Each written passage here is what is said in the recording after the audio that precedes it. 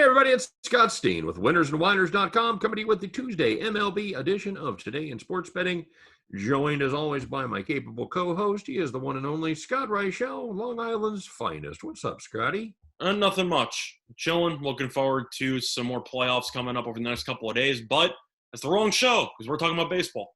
How are you with Scotty? You like Scott or Scotty? I've been called a lot of different nicknames over the years, so it doesn't bother me. Okay. Personally, I have a theory that anybody whose name ends in Y after the age of 20, probably a douchebag. I've been called Scooter before, so I've heard worse. Scooter. I've got the occasional Scooter as well. Yeah, Mm-hmm.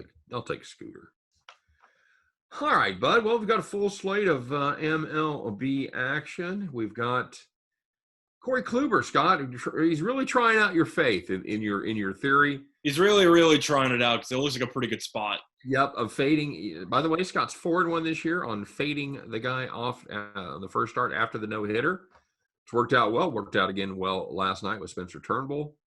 But now you got a little bit of a different animal, Scott. You got a legitimate pitcher in Corey Kluber, and he is a massive favorite against Steven Matz and the Toronto Blue Jays. So he should be a huge favorite, but I think you know me. I kind of like Toronto on the spot. Get you some there, buddy. Get you some indeed. The thing is that even if Kluber ends up pitching well again and I lose, still 4-2. So, I've made some units that I can afford to sprinkle on. Oh, it's that kind of attitude that keeps the casinos in business. Very good, sir. I love it. Mm-hmm. So it was the 1-2 tandem yesterday for Milwaukee as Brandon Woodruff picks up the win against the Pods.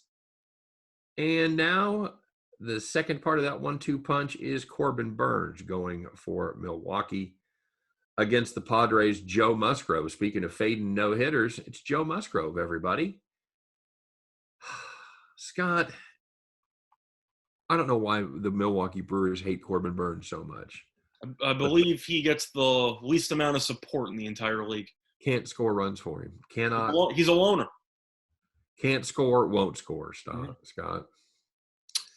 I like the Padres in the spot solely just because of the fact that Burnes, as good as he is, the lack of the offense neutralizes him because he has a losing record, even though he's been probably the second or third best pitcher in the entire league all season long.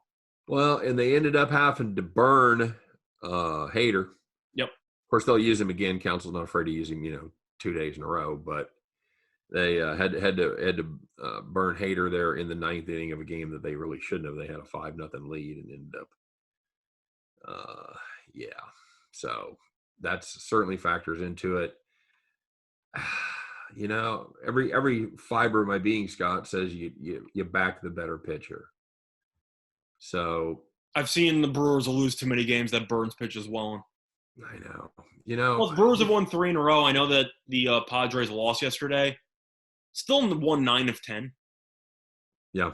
They're randomly in first place in the NL West. I'm sure a lot of people would have guessed it was still the Giants or the Dodgers, but no, Padres are in first place by half a game. I'll go with San Diego getting small amounts of plus money just because they're a better team than Milwaukee. And you know that even if Burnes pitches well, you might have no hater.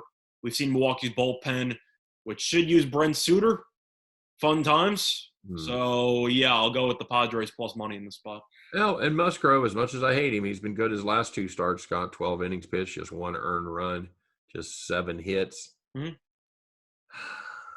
I don't know what's on the baseball, but it's certainly something that helps out Joe Musgrove. Yep. I like the under. It's at 7. Give me first 5 under. Yeah, I agree. 3.5. You're not going to find it at 4 anywhere, but I'll play the 3.5. That's fine with me. I agree. All right, very good. I think that was our suggestion in the game yesterday with Woodruff as well, wasn't it? It was. I believe the Brewers scored 3 runs in the 5th, but those were the only 3 runs anyway, so it still went under. Yeah, it worked out well. It worked out okay for us. I think, unless they had all 5 of them. They might have had all 5, Scott. Now that I think about it, they might have scored 2 early and then scored 3 in the 5th. So that might have been a bad one for us. But I will check. But point remains the same. Pretty good matchup out west, Scott. A little interleague action. You're correct, by the way. The Brewers scored 5 in the first 5. Yeah, that's why when you said that, I'm like, oh yeah, no. Yeah, I just remember the 3 in the 5th. I didn't remember the 2 in the 2nd. Yep. Dodgers, Houston, Scott, down there in what is it, Tropicana? No, not Tropicana. Minute Maid Park. Minute Maid. That's the other juice company. That's right. No longer Enron Park, by the way. Zach Greinke goes against Clayton Kershaw.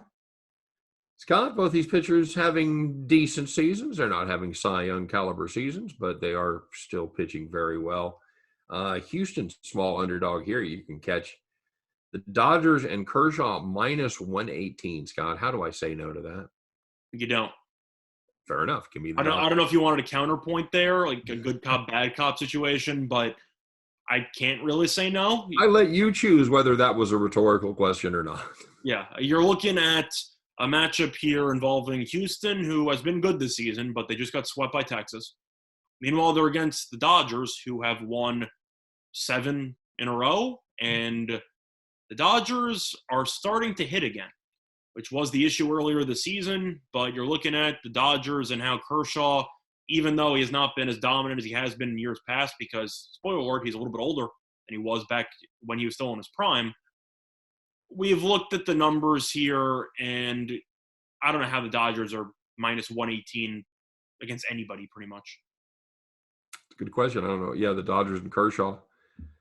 Minus 118. And again, this is a Dodgers team. Like you said, they're starting to score some runs. Scott, they've averaged about 5.7 runs over their last 6 games. And that was against the Giants for a decent amount of those, who have one of the best pitching staffs in the league so far this season. So it's not like they're going up against weak competition. They killed the Giants. Yep, put up 19 runs in 3 games against the Giants. That's absolutely true. Mm-hmm. This is a bullpen. It's been kind of a disappointment for the Dodgers. Where have you heard that before? Especially on the road, they've been pretty much average at home. They've been poor on the road. Houston bullpen been surprisingly good, but Scott, I think that the Dodgers just have too much for them. I don't like the way this Houston team is playing right now. Like you said, they've lost 3 straight to Texas.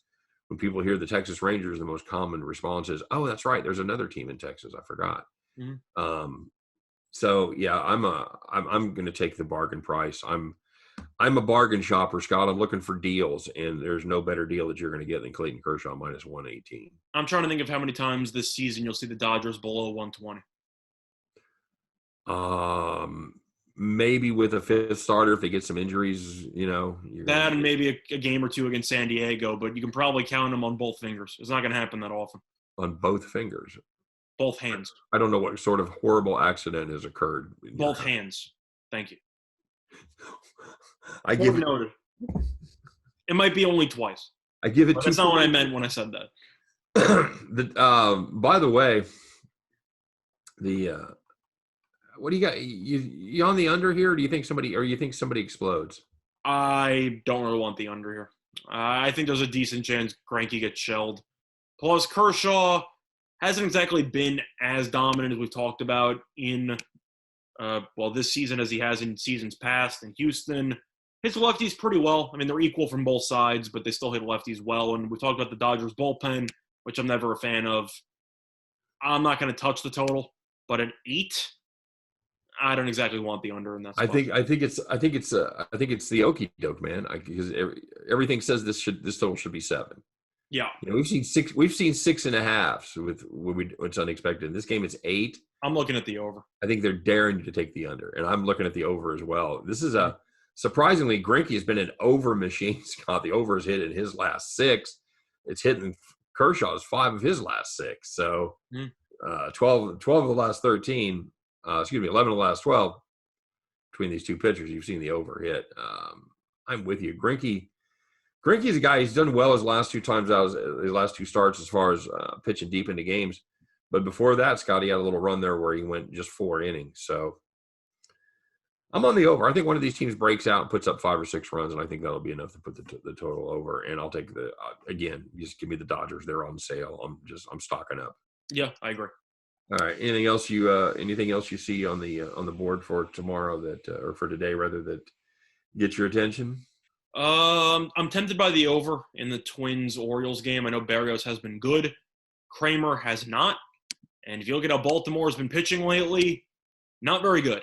Gave up 8 runs yesterday to Minnesota, 6 runs in the 8th inning.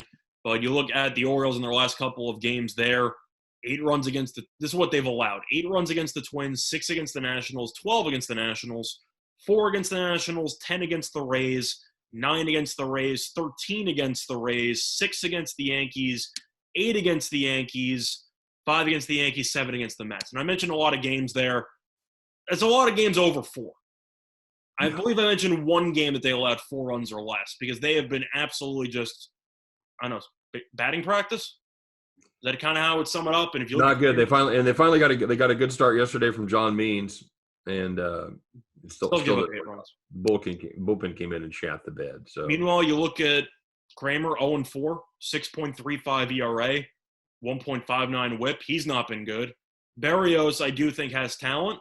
So I think if you're a little bit skeptical on taking the full game over, look at the Twins team total over. Yeah. Because I don't trust anybody on this Orioles staff. And I believe the Orioles have lost, I don't even know how many games in a row, but it's been a lot. They haven't won in about, over a week. They've been coming up with new and creative ways to lose games. They've lost 7 in a row. So, yeah, this is the Twins team is kind of finding their way here. They're not good, but they're not Orioles bad. I think you're gonna get team total at 5.5. I think that's legit. I think that's a good play, even with the Twins at home and getting one less at bat. Mm-hmm. They've crested 5.5 in 3 of their last 4. So I'm just expecting Kramer to get shelled, and the bullpen hasn't been good. Yep, good point. So, all right, anything else? I like Flaherty at plus money. Another 5 days, 6 days, another repeat of topics. But Flaherty is about plus 128, something like that. Cardinals are undefeated in the starts. So if you want to lay 140 with Giolito, good luck to you. But I got to take plus money with Flaherty. Cardinals scoring 7.7 runs per game in Flaherty starts, Scott. Yeah, he's one of the league leaders. I'm pretty sure he still is the league leader in run support. And he's got a 2.45 ERA, sub 1 WHIP. So yeah. Other than that, what else do I like? I want something with Tampa, but I don't know what to take with Tampa because they've won, I believe, 11 in a row. I had them yesterday as my play of the day. They ended up giving me multiple heart attacks, but they won by 6 runs in extra innings. But Rich Hill's been phenomenal. And I didn't really think I would say that this season, but he has been fantastic. And Keller has been better lately, but still not great. Maybe Rays on the run line, but this Rays team looks really good right now. Yeah, they're mashing the baseball, and they're going up against bad Brad Keller, Scott. So I think you're getting a good price again. That you got a home team that you got to talk about on the run line, but when you're probably catching them somewhere around a little plus money there, plus 105 maybe, even money. Well, they're minus 175 on the run line. So on the money line. On the money line, sorry. On the run line, they're about plus 110. Okay. All right. Yeah. I think that's good value. This is a Royals team. It's kind of floundering around. They did win 2 out of 3 from Detroit. They did take that series from Milwaukee, that short 2-game series. So they have won 4 or 5, but they've been better. But Tampa's just rolling right now. Bad time for the Royals to hit town. And again, Brad Keller and Rich Hill. Rich Hill has just been really, really good his last few times out. So you fading DeGrom? His first start in a couple weeks. I think you have to. I'm looking at the potential reverse run line there. You got the Rockies at plus 1.5 runs, and that's available at about plus 100. Mets don't have to bat in the 9th. Yeah, good point. Yeah, Rockies jumped up there yesterday. Again, 3-17 on the road now. 3-17 on the road. They were 2-17. We had them as our Bet the Farm play over on the radio show. Mets jumped out early and held on. Congratulations. You mean the Rockies jumped out early? I mean the Rockies jumped out. Sorry, yeah, the Rockies jumped out early and held on. Yeah, well done. So, yeah, certainly something to take a look at. You're getting a good price, DeGrom, although he traditionally comes off the injury list pretty well, if I recall correctly. I think traditionally he pitches well.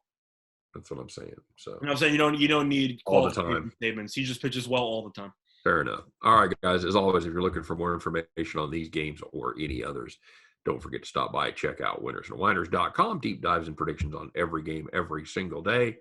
all sports, if they're going on in North America, they were writing about them over at Winners and Winers. It is always free, fantastic resource.